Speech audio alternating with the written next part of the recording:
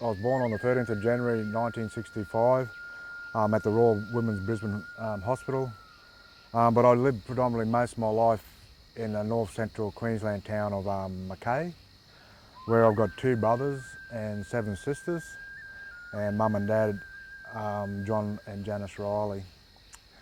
Um, my education in Mackay, all my formal education was done in Mackay at a Catholic schools. I graduated from Christian Brothers College, St Patrick's College. Went off and did a apprenticeship in bricklaying. Did that for 4 years. Then I moved back to Brisbane. That's where I met my first wife. I was down there for a few years, 5 years. My oldest daughter was born in Radcliffe Hospital. 1991 I moved back to Mackay and took up bricklaying back in Mackay with my old bosses, and I stayed back with them for about 11 years. But it was during that time my first wife and I broke up. And we had another child while I was in Mackay, so I got 2 daughters to my first wife. And it's during that time that her and I separated and got a divorce. And my first wife took my 2 daughters back to Brisbane. And there I met my second wife, Amanda Black. And she had a child. She got a little Torres Strait Islander girl, and who became my third daughter. And as you know, I was laying bricks for years, and I had my own company. I worked for myself for a while there, and I just come home to my wife Amanda, she's a school teacher. She's an art teacher. She's a very, very intelligent woman. She is my rock. I come home one day. I've got to go to body. I come home one day and I said, look, I don't think I want to keep doing this for the rest of my life. So Amanda encouraged me to think about, furthering my education. And I said, oh, I don't know about that. I said, blackfella just went to year 10, and what most teachers back in those days, the expectations of a blackfella getting their education was just going to year 10, getting a certificate and going on into the labour force. So, and I only went to school, honestly, just to socialise, not to get an education. So I said, oh, I don't know about that. And she said, no, have a good think about it, because there are programs out there for mature age students, especially Aboriginal and Torres Strait Islander mature age people. And I said, oh, okay. And so we looked into it. There was a program at UTS. There's an Aboriginal and Torres Strait Islander program. It was a Bachelor in Adult Education. And I completed that course in 2003, come out of that with an undergraduate degree in adult education. And that opened a few doors for me, and I ended up getting a job with the Queensland Centre for Domestic and Family Violence Research as a research officer identified position. And it was during that time I sort of come across doing research on Aboriginal and Torres Strait Islander men's groups within Queensland, because the Queensland Centre for Domestic and Family Violence Research just hosted an Indigenous Family Violence Forum titled Which Way Now? And out of that forum, a lot of participants are saying, well, what are men doing in their community with regards to ending family violence? So that's where it all started for me, about exploring what men's groups and what men were doing in their communities. During the research, in the early stages, after doing literature reviews and doing field work, you realise that you're just not exploring what they're doing about preventing family violence. You've got to be exploring about the social and emotional well-being aspects of it all too, with regards to what keeps men strong. They say, a lot of fellas are saying in the communities, well, if we're here to make community strong, we first need to be strong to do that. So it was during my time with the centre, I had the opportunity I got on a scholarship and had the opportunity to do a master's degree. So basically my core work became my thesis around Queensland Aboriginal Torres Strait Islander men's groups and what they're doing within their communities to address health and well-being, which included preventing family violence. So I moved to Cairns in 2006, and my wife Amanda and her daughter Libby, my stepdaughter, which is my third daughter, moved to Cairns in 2007 because she needed to get the transfer. So for the first 6 months in 2006, I sort of was in Cairns by myself, and they come up the next year. And it was during this time we did a lot of professional development, and I became a family wellbeing facilitator. The Family Wellbeing Program is an empowerment, social and emotional wellbeing initiative. It's an empowerment program which was designed by Aboriginal people for Aboriginal and Torres Strait Islander people. And it's through this program I developed a professional relationship with the Royal Flying Doctor Service,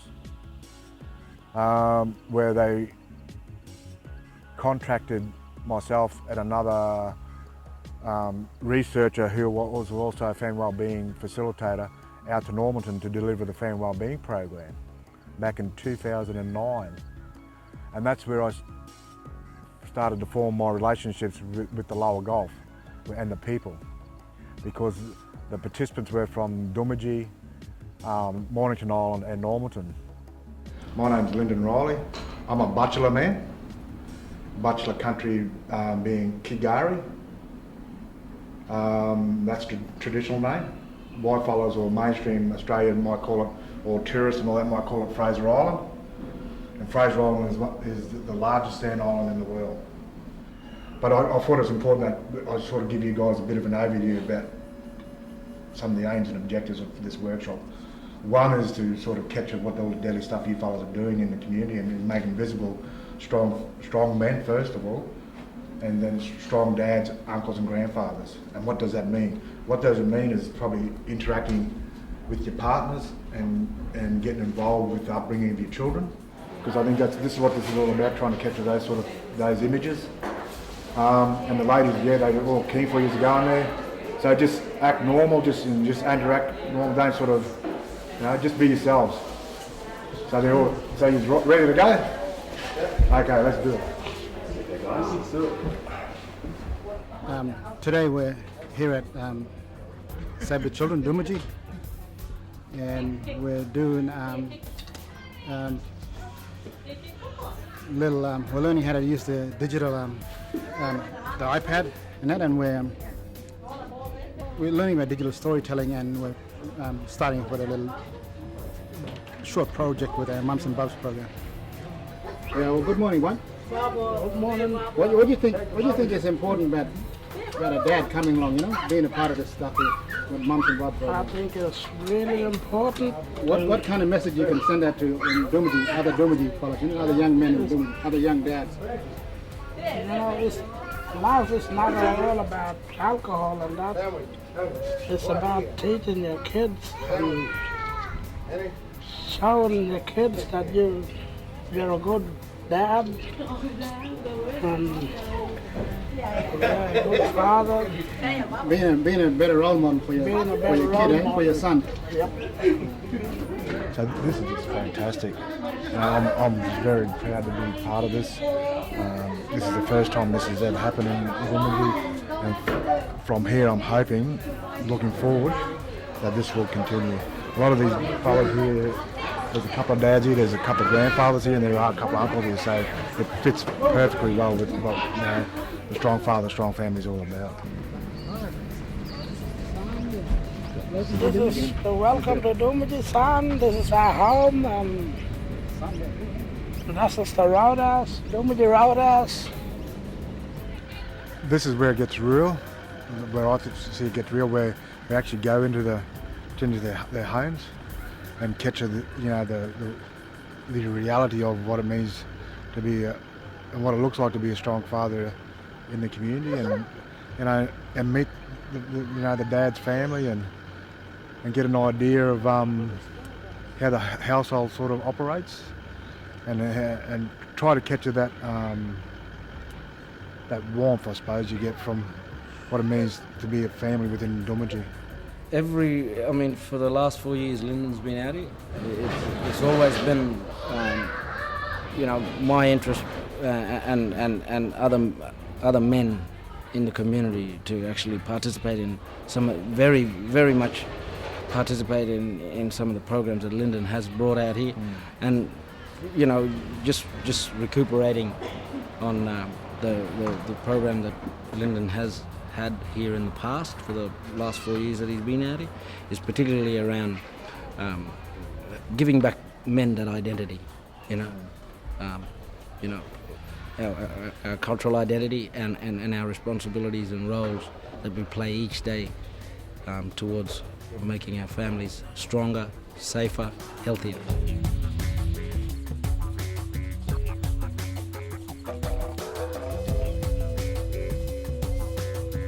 The sun's going down, it's beautiful, God's country. And I must say the people in Doomadgee are beautiful people. It's so empowering, these fellas, and you could see the pride in these fellas' faces. And you're talking, and the women who come in and watched it, and they come up to me and says, Lyndon, what you are doing here is just wonderful. These fellas, that's what they needed, something like this to tell their stories. Them two fellas there, they just lost their father last year. And for this is just empowering stuff for them, to tell their stories and take pride on, that how good of a dad they really are, and letting the rest of the community see that. That's powerful stuff, man. But this is where it's at for me. Being in the community, engaging with the community, talking to these beautiful people, that community development, community engagement stuff is where it's at for me. I just love it.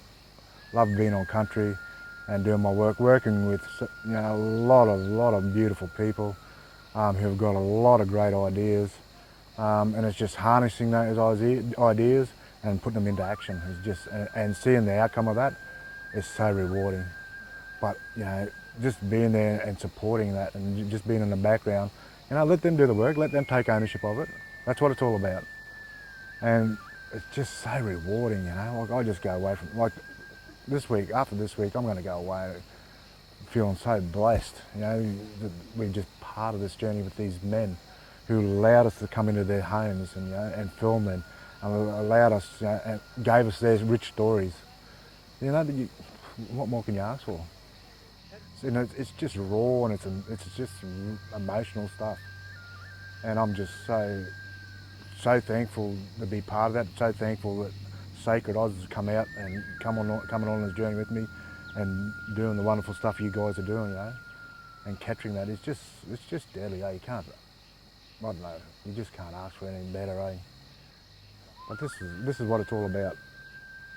At the end of the day, come down the river and have a good fish. Clear your mind, clear your soul, so you can go home and have a good sleep.